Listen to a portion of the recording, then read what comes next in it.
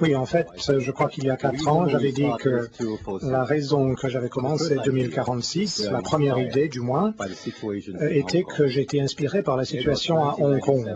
C'était en 97 quand Hong Kong a été rendu à la Chine et le gouvernement chinois avait promis 50 années sans changement. Et à partir de ce moment-là, nous nous sommes rendus compte que on ne savait pas grand-chose de ce qui allait changer dans la vie. Donc c'est ça le point de départ de ce film. Je n'ai jamais eu l'intention de faire un film avec un enjeu politique.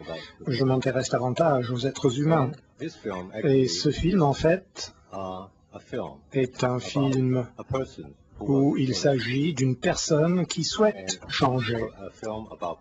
Et c'est un film sur les promesses. Il ne faut pas voir ce film comme une suite ou une séquelle. Je crois qu'il faut oublier In the Mood for Love. Il faut voir cela comme quelque chose de différent. Mais le personnage de Tony, l'écrivain, doit être vu comme étant totalement différent de ce qu'il était, ce qu'il fut il y a quelques années. Mais, tout comme les personnages dans le film, plus j'essaie de m'en éloigner, plus je m'en rapproche. Je veux changer, mais j'ai toujours des rappels à l'ordre.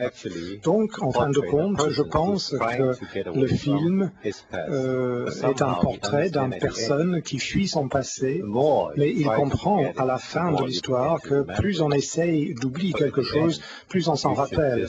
Donc, à la fin, il faut vivre avec. Et peut-être, un jour, le passé ou les souvenirs vont vous quitter. C'est ça le message du film.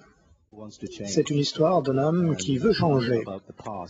Et il y a quelque chose dans son passé également. C'est un homme qui essaie de se débarrasser de ce passé.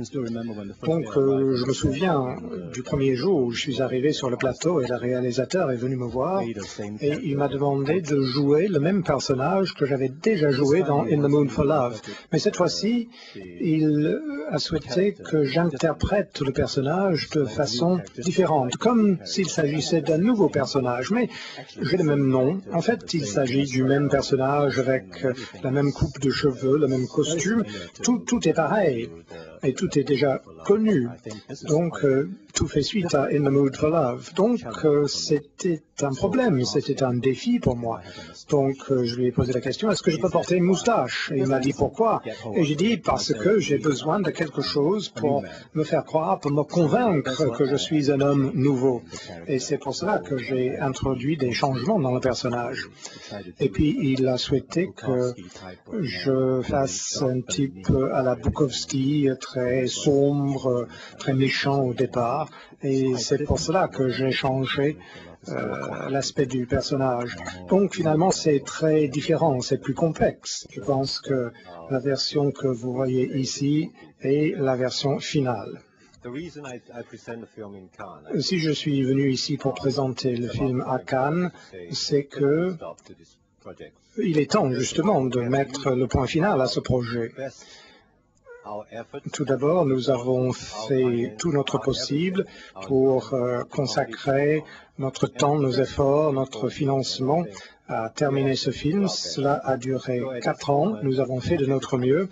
Donc, je pense que c'est le moment, comme je dis, de mettre le point final. Il y a quelques années, quand je faisais la promotion pour In the Mood for Love, j'étais à Hambourg et j'ai dit à Stéphane, eh bien, il y a une personne que j'aimerais bien rencontrer, c'est le compositeur de la musique pour les films de Fassbinder. Il s'agit de Pierre Rabin.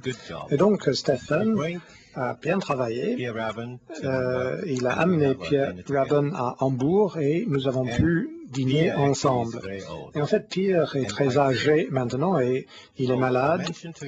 Donc, je lui avais dit qu'un jour, j'allais faire un film pour lequel j'avais déjà la musique en tête et c'était quelque chose qui ressemblait à un des films de Fassbinder. Et je lui ai demandé, est-ce que vous pouvez me refaire une autre version de cette musique?